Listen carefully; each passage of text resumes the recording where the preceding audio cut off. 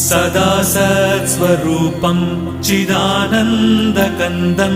जगत्सम्भवस्थानसंहारहेतुं स्वभक्तेच्छया मानुषं दर्शयन्तम् नमामीश्वरं सद्गुरुं साईनाथं नमामीश्वरं सद्गुरुं साईनाथम् भवध्वान्तविध्वंसमार्ताण्डमीड्यं मनोवागतीतं